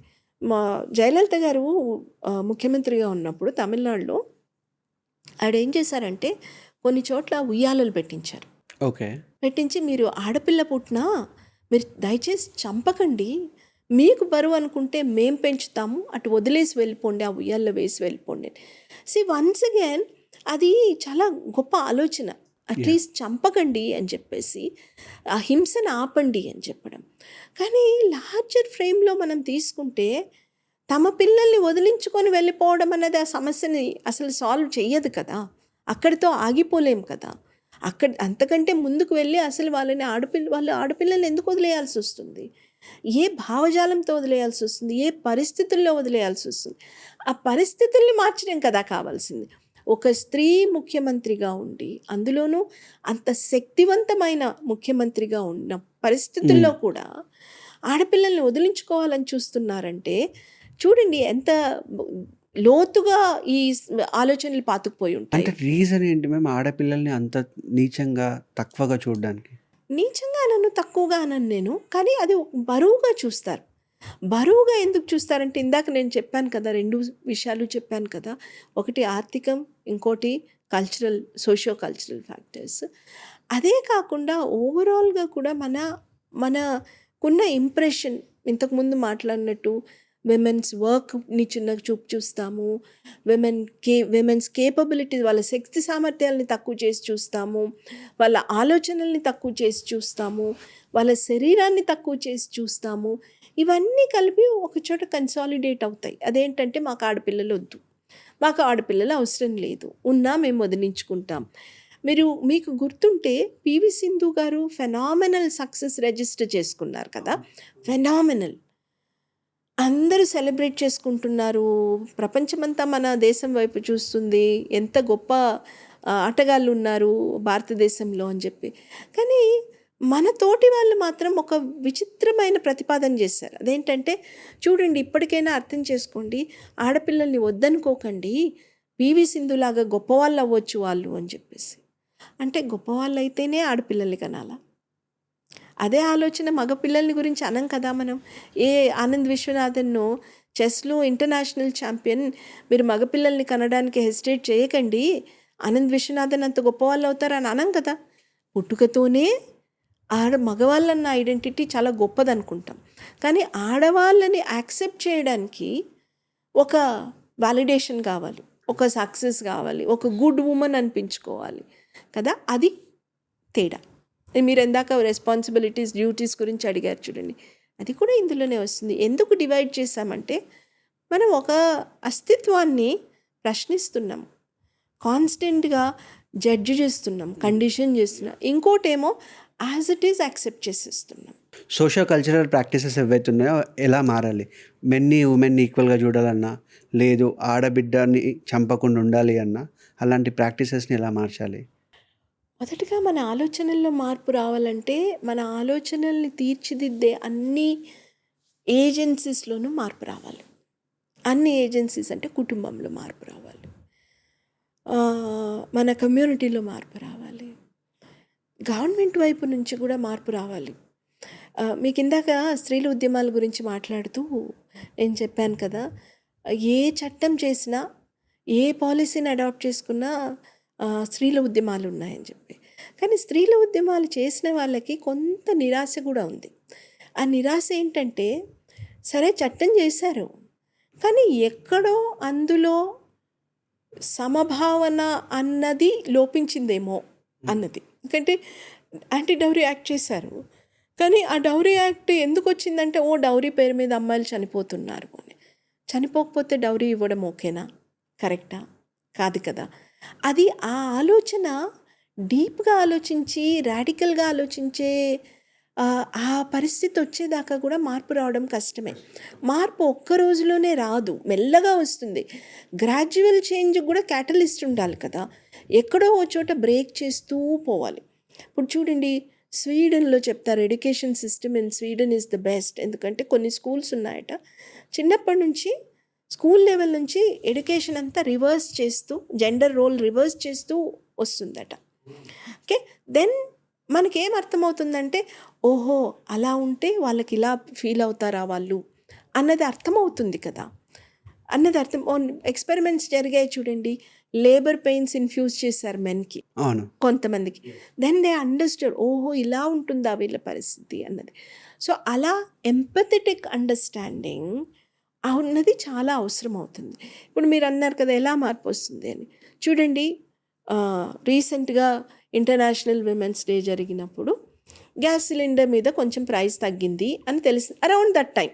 ఎస్, సరే తగ్గిందా పెరిగిందా, ఎప్పుడు పెరుగుతూ తగ్గుతూనే ఉంటుంది. అది అక్కడికి వదిలేస్తుంటే బాగుండేది. కానీ ఒక మీడియా అన్నది ఒక స్టేట్మెంట్తో వచ్చింది. అది గవర్నమెంట్ చేసి ఉండకపోవచ్చు, చేసి ఉండొచ్చు, వీ డోంట్ నో. ఒక స్టేట్మెంట్తో వచ్చింది, ఇంటర్నేషనల్ విమెన్స్ డే రోజు ఆడవాళ్ళకి ఒక కానుక ఏంటంటే గ్యాస్ సిలిండర్ మీద ప్రైస్ తగ్గిందని చెప్పి. అంటే దానికి అర్థం ఏంటి? ఆ సపోర్ట్ మంచిదే, తగ్గించడం మంచిదే, కానీ అది ఆడవాళ్ళకు మాత్రమే వర్తించదు కదా. అంటే వాళ్ళు మాత్రమే వంట చేస్తారు కాబట్టి గ్యాస్ సిలిండర్ మీద ప్రైస్ తగ్గితే వాళ్ళకి కొంచెం హెల్ప్ అవుతుంది అన్నట్టు. అది తప్పు కదా. అది చాలా, అంటే అది ఎక్కడో డీప్ డౌన్ వెళ్ళి మన నమ్మకాలని ఎఫెక్ట్ చేస్తుంది కదా. అక్కడి నుంచి మార్పు మొదలవ్వాలి. మీరు చెప్పినట్టు షాదీ ముబారక్ కానీ, కళ్యాణ లక్ష్మి కానీ, కుటుంబశ్రీ కానీ, ఈ గ్యాస్ సిలిండర్ మీద ఇన్సెంటివ్ కానీ, ఇవన్నీ చిన్న చిన్నవండి, చాలా చిన్న విషయాలుగా కనిపిస్తాయి మనకి. Because they are very very minor, they are not huge policies of the country. But అయినా కూడా మనందరినీ ఎక్కడో టచ్ చేస్తుంటాయి, సటిల్గా అఫెక్ట్ చేస్తుంటాయి. ఈక్వాలిటీ విషయానికి వస్తే విమెన్ అచీవ్ అయ్యారని చెప్పచ్చా మ్యామ్? ఈ క్వశ్చన్ ఎందుకు అడుగుతున్నా అంటే, ఒకప్పుడు జాబ్స్ అంటే అబ్బాయిలే చేసేవాళ్ళు, బట్ ఈరోజు అమ్మాయిలు కూడా చేస్తున్నారు. అదేవిధంగా ఒకప్పుడు అమ్మాయిని అబ్బాయి చంపాడు అని చదివేవాళ్ళము, బట్ ఇప్పుడు అమ్మాయి కూడా అబ్బాయిని చంపింది అని చదువుతున్నాం. సో ఈక్వాలిటీ అచీవ్ అయ్యామా మరి? మీ మొదటి ఉదాహరణ బాగానే ఉంది కానీ రెండవ ఉదాహరణ బాగాలేదు. ఎందుకంటే మనం ఈక్వల్ అయ్యారంటే ఆడవాళ్ళకి ఎడ్యుకేషన్ అసలు అలౌడ్ కాదు కాబట్టి, దాన్ని చాలా కష్టపడి పోరాడి సాధించుకున్నారు కాబట్టి ఈక్వాలిటీ సాధించుకున్నారని అనొచ్చు. హింస అన్నది, హింసకి జెండర్ ఉండదండి. ఎవరినైనా ఎవరి మీదైనా హింస ప్రదర్శించవచ్చు. కానీ ఆడవాళ్ళ మీద జరిగే హింస ఎందుకు జరుగుతుందంటే, వాళ్ళు ఆడవాళ్ళు కాబట్టే హింస జరుగుతుంది. ఇందాక మీరు అడిగారు కదా, ఆడపిల్ల కాబట్టి వదిలేసి వెళ్ళిపోయింది అని చెప్పి, లేదా ఆడపిల్ల కాబట్టి డౌరీ అడుగుతారు అన్నది. అది జెండర్ బేస్డ్ వైలెన్స్ అంటారు, ఉట్టి వైలెన్స్ కాదు. దానికి కారణం కేవలం అవతలి వాళ్ళ జెండర్ మాత్రమే. అబ్బాయి అమ్మాయిని చంపాడా, అమ్మాయి అబ్బాయిని దానికి 190 కారణాలు ఉండొచ్చు, దానికి జెండర్ మాత్రమే కాకపోవచ్చు కదా. సో అక్కడ మనం సమానత్వం ప్రసక్తే రాదు. హింస అన్నది ఎవరు చేసినా, ఎవరి మీద చేసినా, ఏ కారణం జరిగినా హింసనే. అది అచీవ్మెంట్ కాదు. అవును. వేరస్ విద్య అన్నది ఒక అచీవ్మెంట్ కదా. అక్కడ దాన్ని మనం సమానత్వం కింద అసలు దాన్ని తీసుకురాని కూడా తీసుకురాలేము. ఒక అమ్మాయి ఎక్కడో ఎవరినో ఒకరిని చంపేసింది, ఓకే, వెంటనే మనం ఏమనుకుంటామంటే ఆడవాళ్ళు కూడా మగవాళ్ళని చంపడం మొదలుపెట్టేశారు, ఇప్పుడు ఆడవాళ్ళంతా మగవాళ్ళని చంపేస్తున్నారు, మగవాళ్ళంతా భయపడిపోతున్నారు, మగవాళ్ళని కాపాడుకోవాలి. కనీసం మనం స్టాటిస్టిక్స్ కూడా చూడట్లేదు. ఎంతమంది ఆడవాళ్ళు ఎన్ని రకాల హింసలకు గురవుతున్నారు, ఎంతమంది ఆడవాళ్ళు వాటి గురించి మాట్లాడలేక గొంతెత్తలేక మౌనంగా ఉండిపోతున్నారు, గొంతెత్తినా ఎంత డిస్క్రిమినేషన్ ఫేస్ చేస్తున్నారు, అది మనకు అక్కర్లేదు. ఎన్ని ఏళ్ళుగా ఆడవాళ్ళు హింస భరిస్తున్నారు అన్నది అక్కర్లేదు మనకి. మగవాళ్ళు పెళ్ళిళ్ళు చేసుకోవాలంటే భయపడుతున్నారు, ఆడవాళ్ళు ఏం చేస్తారు అని.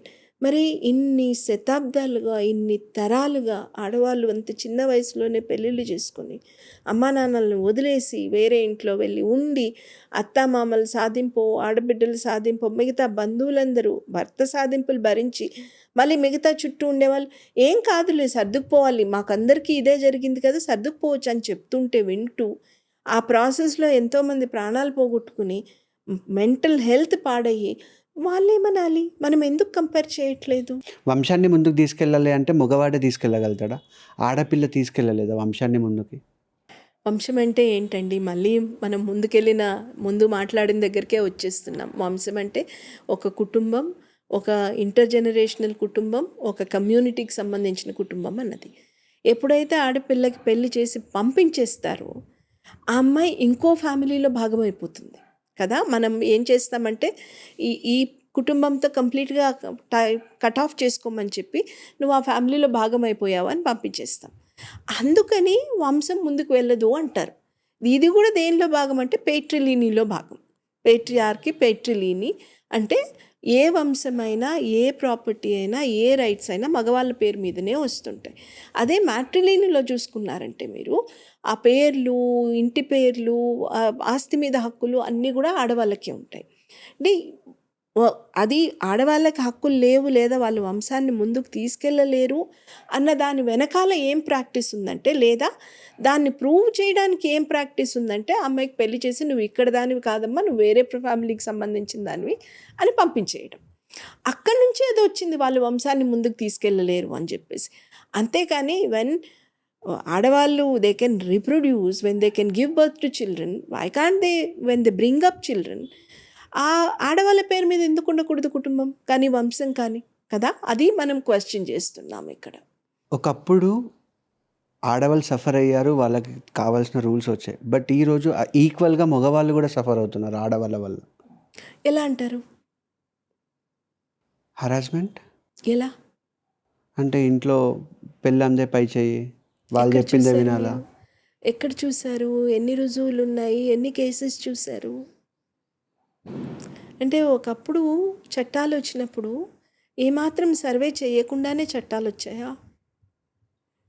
ఏమాత్రము రీసెర్చ్ చేయకుండానే చట్టాలు వచ్చాయా? ఎన్నో కేసెస్ రిజిస్టర్ అవ్వకుండానే చట్టాలు వచ్చాయా?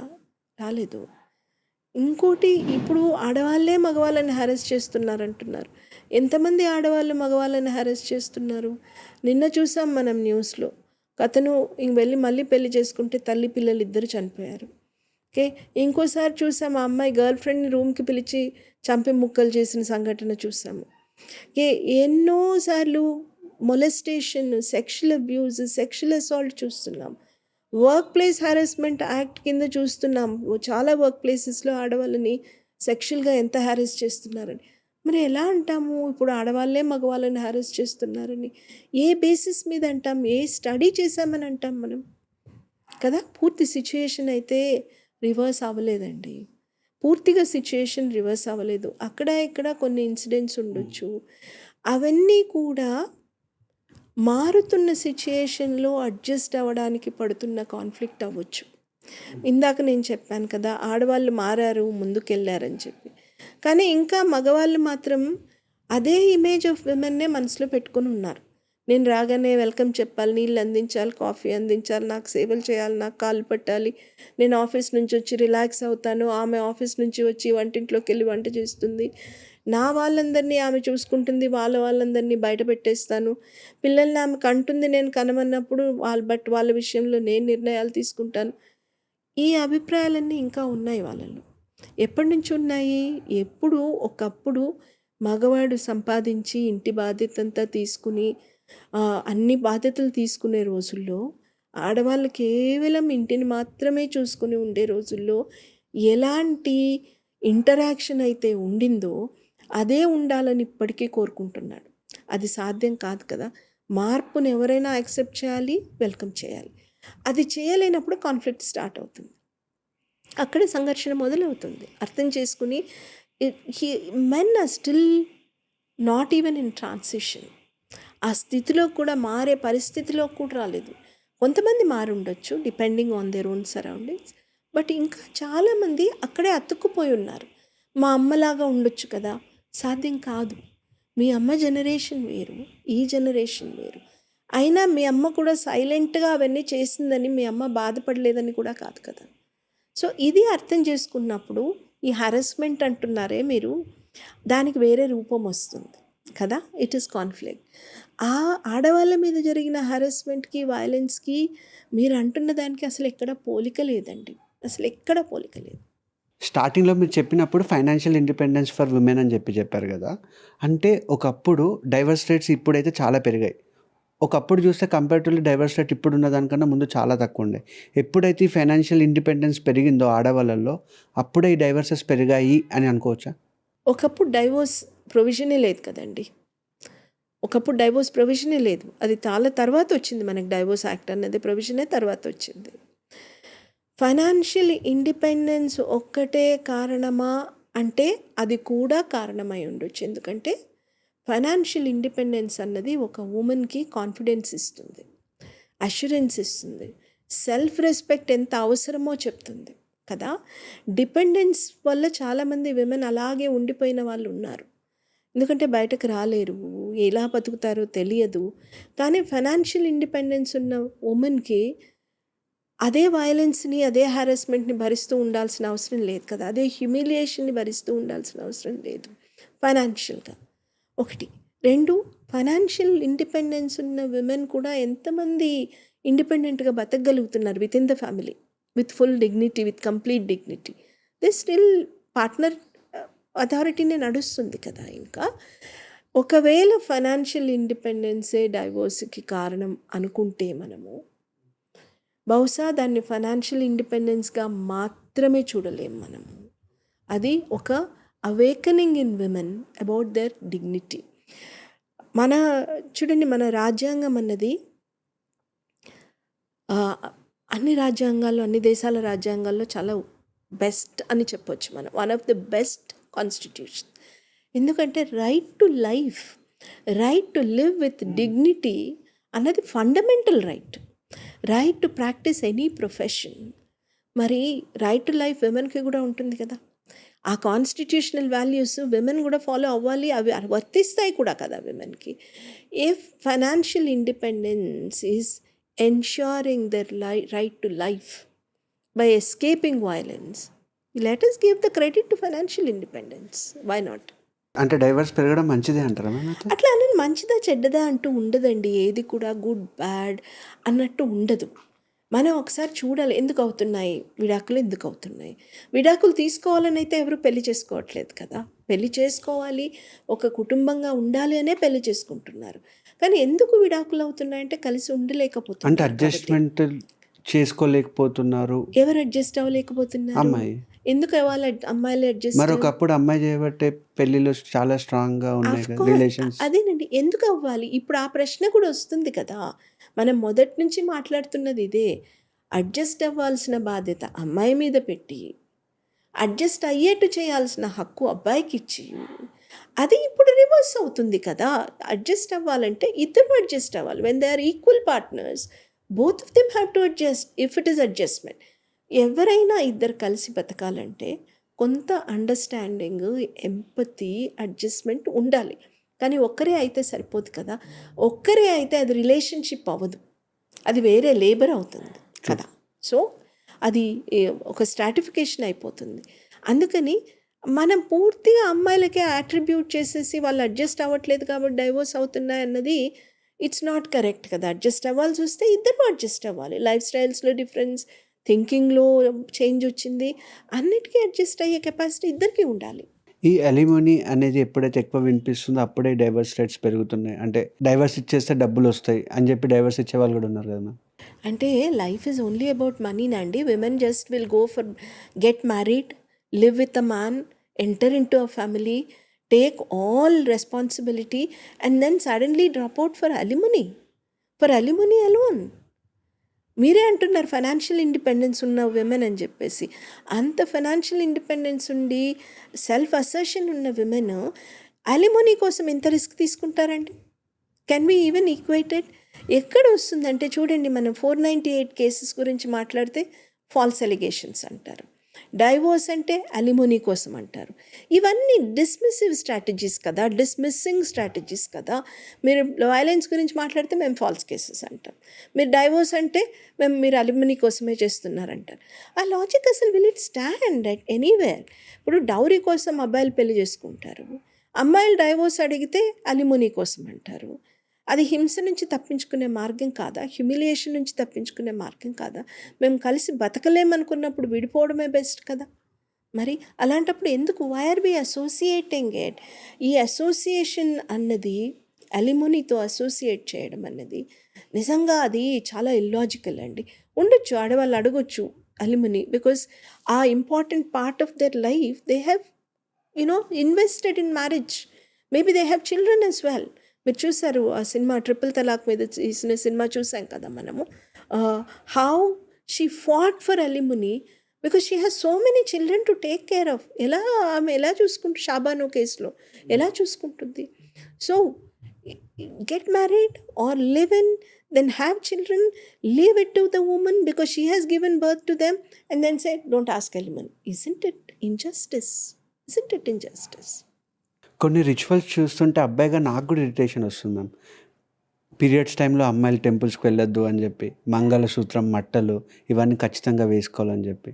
సో అంటే రిచువల్స్ అంటే విమెన్స్ బాడీస్ ఆర్ ఇంప్యూర్ అని చూడడము, మెన్స్ట్రుయేషన్ అది ఒక part of the body process, దాన్ని వేరు చేసి చూడడం, దాన్ని బేస్ చేసుకొని విమెన్ని ఇంప్యూర్ అనడం, అదొక సమస్యే. తర్వాత ఈ మార్కర్స్ అంటారు, ఇవన్నీ మార్కర్స్ అండి. మెట్టలు కానీ మంగళసూత్రాలు కానీ ఇవన్నీ మార్కర్స్, అమ్మాయికి పెళ్ళయింది అని చెప్పడానికి. బట్ అబ్బాయికి పెళ్ళయిందని చెప్పడానికి ఏది ఉండదు కదా. అంటే ఒకలాగా తనని కాన్షియస్గా ఫీల్ అయ్యేట్టు చేయడం తన ఐడెంటిటీ గురించి.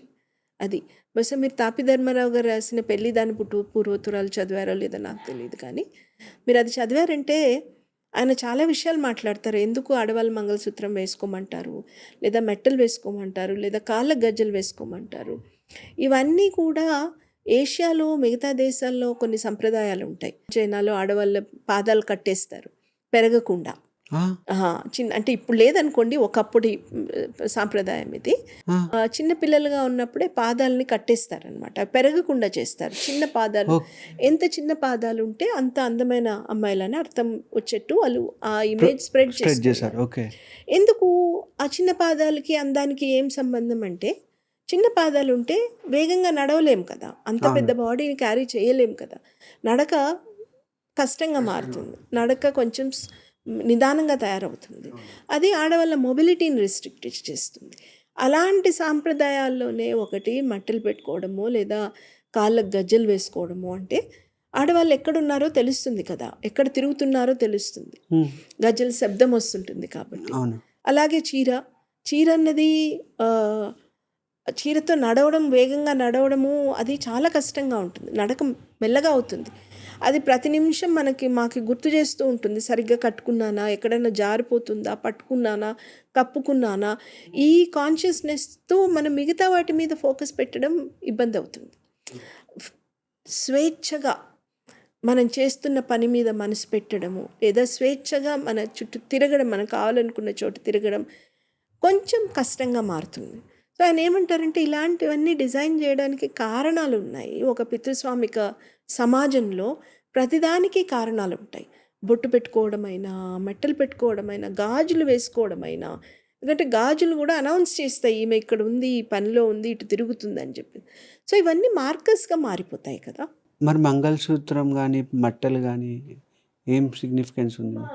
మెట్టలు కూడా కాళ్ళకు వేళ్ళకు ఉంటాయి. అంటే దానికి చాలా ఇంటర్ప్రిటేషన్స్ చెప్తారనుకోండి. నర్వస్ సిస్టమ్ అంటారు, అదంటారు, ఇదంటారు. If it is connected to nervous system అన్ని జెండర్స్ వాళ్ళు వేసుకోవాలి కదా, ఆడవాళ్ళు మాత్రమే వేసుకోవాల్సిన పని లేదు కదా. నేను అన్నట్టు మార్కర్ దట్ షీజ్ మ్యారీడ్ అని చెప్పేసి వేళ్ళ చుట్టూ ఉండడం కూడా ఒక కంట్రోల్కి, ఒకరి అధీనంలో ఉన్నామన్న సింబల్ కదా అది. Okay, it is just a marker for the past that you have gone through. అంటే మెడలో తాడు వేయడం అంటే ఏంటండి, నేను నిన్ను కొనుక్కున్నాను, నాకు నీ మీద కంట్రోల్ ఉంది, నేను ఎక్కడికి వెళ్తే అక్కడికి తీసుకెళ్తాను అన్నట్టే కదా. సో అదే ఇప్పటి పెళ్ళిలో కూడా ఒక మార్కర్ లాగా దాన్ని గ్లోరిఫై చేసి తాలిబొట్టుగా, దానికి సేక్రెడ్నెస్ అట్రిబ్యూట్ చేసి తాలిబొట్టుగా మార్చారు అంటాడు. అంటే రీసెంట్గా ఒక వీడియో వైరల్ అవుతుంది. వరలక్ష్మి శరత్ కుమార్ వాళ్ళ హస్బెండ్ వచ్చి కాళ్ళకు మట్టలు పెట్టుకున్నా అని చెప్పడము, నా పేరు తర్వాత నా భార్య పేరు పెట్టుకున్నా అని చెప్పడము. కొన్ని తరాల నుంచి ఆడవాళ్ళేగా చేసేది, మట్టలు పెట్టుకోవడమైనా, మంగళసూత్రం వేసుకోవడమైనా, లేదు పెళ్ళయ్యాక ఇంటి పేరు చేంజ్ చేసుకోవడమైనా, ఇవన్నీ ఎందుకు ఎప్పుడు రాలేదు, ఎందుకు గ్లోరిఫై అవ్వలేదు? ఏవి గ్లోరిఫై అంటే అమ్మాయిలు చేసినవి అన్నీ ఇప్పుడు మట్టలు పెట్టుకునే విషయానికి వచ్చినా, లేదు అంటే ఒక అబ్బాయి చేసినప్పుడు మాత్రం వైరల్ అవుతుంది. ఇట్లా కొన్ని కోట్ల మంది అమ్మాయిలు చేసినప్పుడు ఎవరు మాట్లాడరు దాని గురించి. అంటే దెర్ ఇస్ నార్మలైజేషన్ కదండి, ఇట్ ఈస్ కాల్డ్ నార్మలైజింగ్. ఈ భేదభావాల్ని నార్మలైజ్ చేస్తారు, హింసను నార్మలైజ్ చేస్తారు, ఆడవాళ్ళు తమను తాము తక్కువ చేసుకోవడాన్ని నార్మలైజ్ చేస్తారు. ఒకసారి నార్మలైజ్ అయిపోయిన తర్వాత అది నామ్గా మారిపోతుంది, అంటే అది ఒక సాంప్రదాయంగా మారిపోతుంది. ఒక్కసారి సాంప్రదాయంగా మారిన తర్వాత దాన్ని గ్లోరిఫై చేయాల్సిన అవసరం ఉండదు. ఎప్పుడు గ్లోరిఫై చేస్తామంటే మీరు అన్నట్టు ఎప్పుడో ఒకసారి జరిగినా, లేదా దాన్ని ప్రమోట్ చేయాలనుకుంటున్నా గ్లోరిఫై చేస్తాం కదా. వెరైజ్ ఇది ఆల్రెడీ ప్రమోట్ అయ్యి స్ప్రెడ్ అయిపోయింది, అది ప్రాక్టీస్ చేయబడుతుంది, ఇంకా దాన్ని ప్రత్యేకంగా చూడాల్సిన అవసరం లేదు. అందుకనే ఈ నార్మలైజేషనే ఆడవాళ్ళని కూడా ఈ హింస కరెక్టే అని ఒప్పుకునేలాగా చేస్తుంది కదా. ఎప్పుడైతే మనం ఇదంతా నార్మల్ ఇలాగే ఉంటుందన్నప్పుడు ఆ హింసకు గురయ్యే వాళ్ళు, లేదా అణచివేతకు గురయ్యే వాళ్ళు కదా, అవును కదా, నిజమే కదా, ఇలాగే కదా ఉంటుంది అని అనుకుంటారు కదా. అది మ్యారేజ్ లైఫ్లో సక్సెస్ అవ్వాలి అంటే అటు అబ్బాయి పేరెంట్స్ అయినా అమ్మాయి పేరెంట్స్ అయినా ఇద్దరు పేరెంట్స్ ఈక్వల్ రోల్ ఉంటుంది. బట్ ఈరోజు ఏమైపోయింది అంటే అమ్మాయి అడ్జస్ట్ కాలేకపోయినా, అబ్బాయి అడ్జస్ట్ కాలేకపోయినా, అమ్మాయి వాళ్ళ పేరెంట్స్ వచ్చేసి డైవర్స్ తీసేసుకో, వచ్చేసాయి అని చెప్తున్నారు కదా. So what is the role of parents in marriage? ఎంతమంది పేరెంట్స్ చెప్తున్నారోనండి, ఇంకా ఇప్పటికి కూడా ఇంకా అమ్మాయిల పేరెంట్స్ కూడా పర్వాలేదు భరించు అని చెప్పే పేరెంట్సే ఎక్కువ కనిపిస్తున్నారు. కొద్ది రోజులు చూడు, ఏం కాదులే, మేమందరం పడ్డాం కదా అని చెప్పేసి. ఎక్కువ ఇంటర్ఫియరెన్స్ ఏ పేరెంట్స్దే ఉండకూడదండి. మనం ఇప్పుడు చూసారా, మీరు చెప్తున్నారు అమ్మాయిల పేరెంట్స్ ఎంకరేజ్ చేస్తున్నారు, డైవోర్స్ తీసేసుకో అని చెప్తున్నారు. కానీ ఇది చెప్పేటప్పుడు మనం ఎక్కడో ఏం మర్చిపోతున్నామంటే అబ్బాయిల పేరెంట్స్ ఏం చేస్తున్నారు అనేది మర్చిపోతున్నాం. వాళ్ళు ఎట్లా ఇంటర్ఫియర్ అవుతున్నారు, వాళ్ళు ఏం చెప్తున్నారు అబ్బాయిలకి, మా అత్త మమ్మల్ని బాధ పెట్టింది, మేము బాధ పెడతామని చెప్తున్నారా, లేకపోతే మా ఆయన నన్ను బాగా కొట్టేవాడరా, నువ్వు కూడా కొట్టి పర్వాలేదని చెప్తున్నారా, లేకపోతే అమ్మాయి వాళ్ళ ఫ్యామిలీని మొత్తం మర్చిపోవాలని చెప్తున్నారా, ఏం చెప్తున్నారు? మనం ఎందుకు అమ్మాయిల పేరెంట్స్ చెప్పేదే వింటున్నాం, వినాలనుకుంటాం, అదే ప్రాబ్లం అనుకుంటాం. అబ్బాయిల పేరెంట్స్ ఏమని చెప్తున్నారు? ఒక అమ్మాయిని ఫ్యామిలీ అంతా వదిలేసి, పెరిగిన ఇల్లు వదిలేసి అక్కడికి వెళ్ళిన తర్వాత నీ వాళ్ళందరినీ మర్చిపోమని చెప్తున్నామే, అది కరెక్టా? కరెక్ట్ కాదు. కానీ అది మనం ఏమనుకుంటామంటే అది నార్మల్ అనుకుంటాం, అలాగే ఉండాలనుకుంటాం. అదే మాట అబ్బాయికి చెప్తే, మీ పేరెంట్స్ సతాయిస్తు, not as a tradition, but మీ పేరెంట్స్ ఇట్లా చేస్తున్నారంటే then it becomes a huge problem. Okay, ఒకప్పుడు పేరెంట్స్, అమ్మాయిల పేరెంట్స్ నువ్వు చనిపోయినా పర్వాలేదు కానీ అక్కడే చనిపోవాలని చెప్పినప్పుడు అది ఎట్లా చూసాం మనము, అది క్రూయల్టీగా చూసాం. ఆ పరిస్థితి రాకూడదని చెప్పేసి అట్లీస్ట్ నౌ సమ్ పేరెంట్స్, కొంతమంది అయినా they are able to see, ఇది కాదు, నీకు ఈ అవసరం లేదు, హింస పడాల్సిన అవసరం లేదు, మేమున్నాము. ఈ సపోర్ట్ విమెన్‌కి చాలా అవసరం కదండీ! మీరు రాకూడదు, మా వెనక్కి తిరిగి రాకూడదు అన్న రోజుల్లో ఎంతోమంది ఆడవాళ్ళు చనిపోయారు. అలాగే భరించారు కూడా లైఫ్ అంతా. బట్ అట్‌లీస్ట్ నౌ వాళ్ళకొక సపోర్ట్ సిస్టమ్ ఉంది. ఎంతమంది తల్లిదండ్రులు వెంటనే డైవోర్స్ తీసుకోమని చెప్తారో నాకు తెలీదు. నా I haven't come across at least నేను చెప్పగలను. కానీ మేమున్నాము, నువ్వు ఏ డ్రాస్టిక్ స్టెప్ తీసుకోవద్దు, మేము నిలబడతాము అని చెప్పే పేరెంట్స్ సంఖ్య అయితే పెరుగుతుంది, పెరగాలి కూడా. ఎందుకంటే పెళ్ళి అవగానే నీళ్ళు అనే పరిస్థితి రాకూడదు కదా. అది దౌర్భాగ్యం కదా ఆడపిల్లల విషయంలో ఏమాత్రము సపోర్ట్ సిస్టమ్ లేకపోవడం అన్నది. అట్లీస్ట్ ఇప్పుడు కొంత ధైర్యం ఇస్తున్నారు, సపోర్ట్ ఇస్తున్నారు, నిలబడుతున్నారు అనేది చాలా పెద్ద విషయం. మ్యామ్, ఫెమినిజం అంటే ఏంటి? అంటే రైటా రాంగా తెలుసుకోకుండా అమ్మాయి సైడ్ మాట్లాడడమే ఫెమినిజమా? ఫెమినిజం అంటే అది ఒక్క పదంలో ఒక మాటలో చెప్పగలిగేది కాదండి.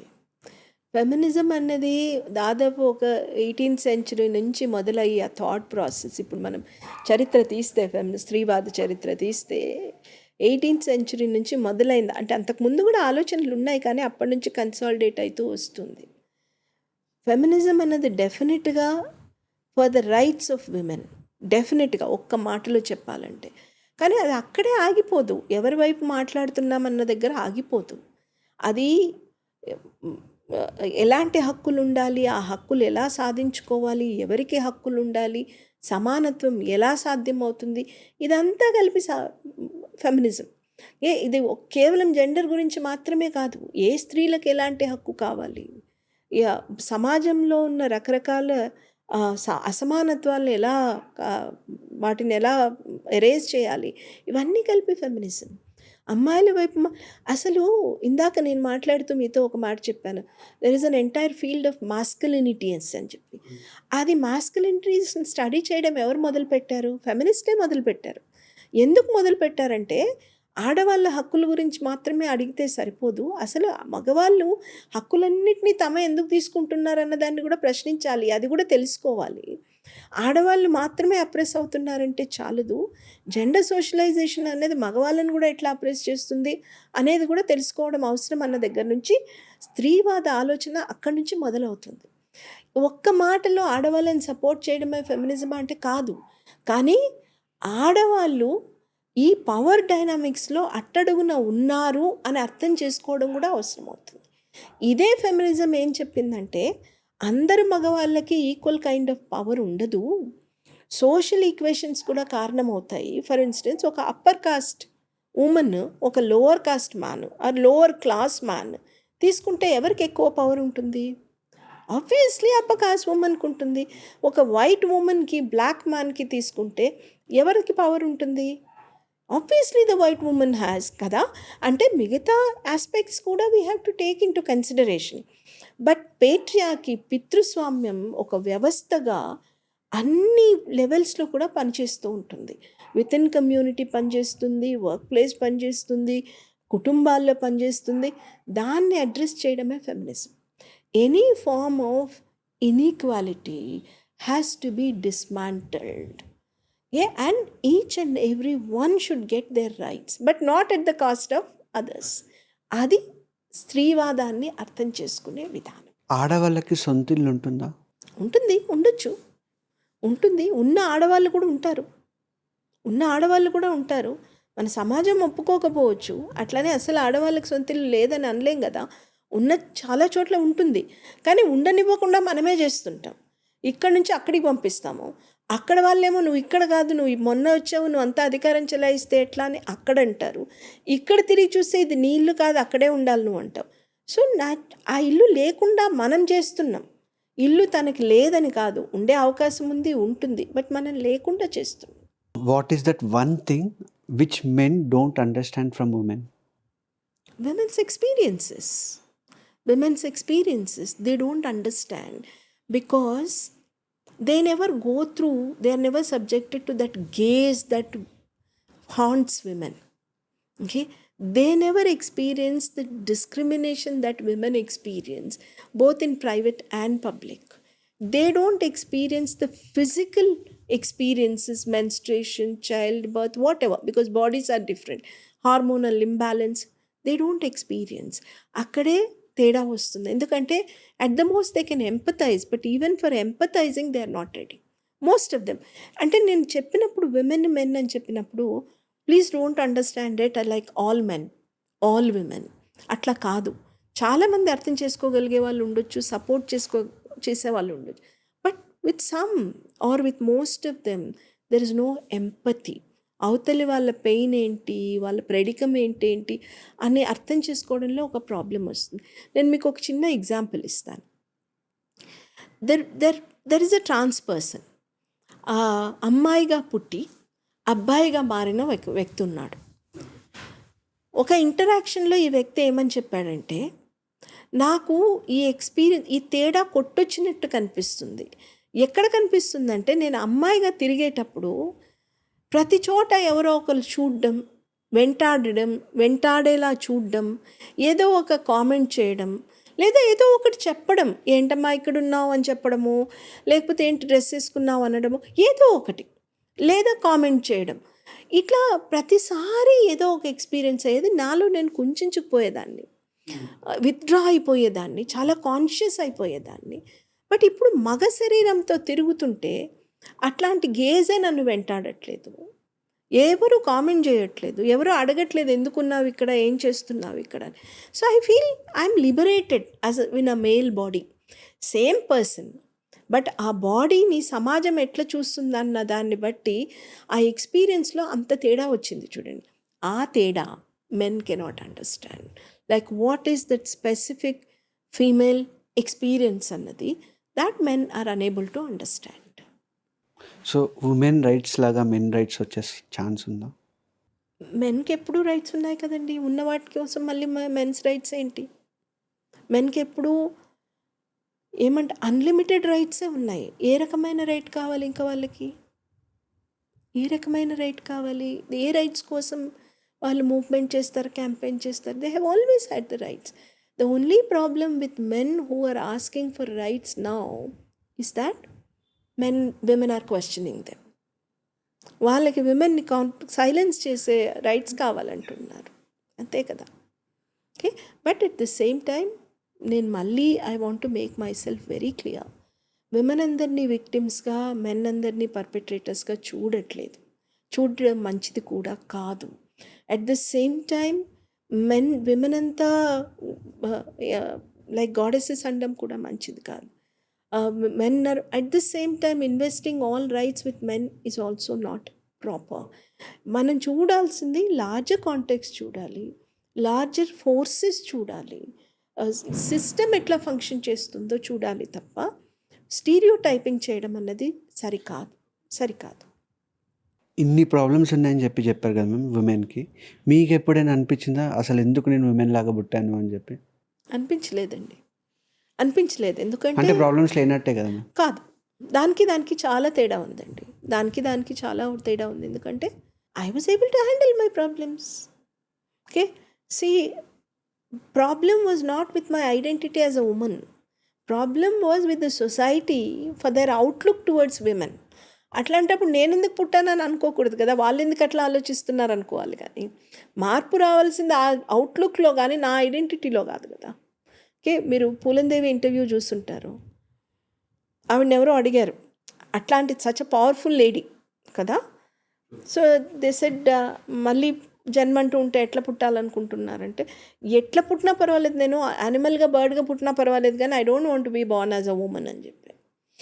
Okay, someone who revolted against the society, who was so powerful, had to say that. Ante what would have been her predicament? Yeah, I mean, what she must have gone through కదా.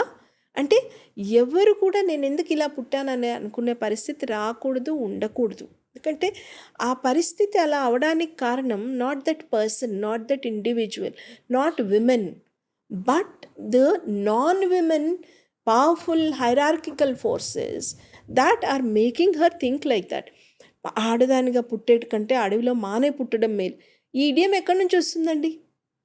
అది బాగా ఒక సామెతలాగా spread అయిపోయింది కదా. ఎవరన్నారు, ఎందుకంటారు? మానుకి మనిషికి అసలు ఏంటా కంపారిజన్ కదా. So that is what the problem is not with those who are suffering. The problem lies with those who are inflicting suffering on others. So any suggestion to me and my team? మీ చేతిలో ఒక చాలా powerful సాధనం ఉంది, ఒక శక్తివంతమైన సాధనం ఉంది. మీరు ఇతరులతో ఇంటరాక్ట్ అవ్వడమే కాకుండా అది ఎయిర్ చేస్తున్నారు, అది డిసెమినేట్ చేస్తున్నారు. So your team, I feel and I wish will address these subtle as well as overt forms of inequality and discrimination. ఏదో ఒక రూపంలో అయినా అదంతా డిస్మాంటిల్ చేయడానికి కాంట్రిబ్యూట్ చేస్తారని that is my wish and that is my expectation as Sure, well. ma'am. Thank you. So how did you feel overall, ma'am? Good, very nice, very happy to share some of my ideas with you, and thanks for asking provocative questions. Okay. Rash. Because provocative questions will draw provocative answers, right? Thank you ma'am. Thanks a lot. Thanks for your time. So అడిగిన ఏ question కూడా నా personal కాదు, so జనరల్గా సొసైటీలో observe చేసిన points అన్ని తీసుకొచ్చాడుగా. Thanks a lot ma'am. Thank you so much.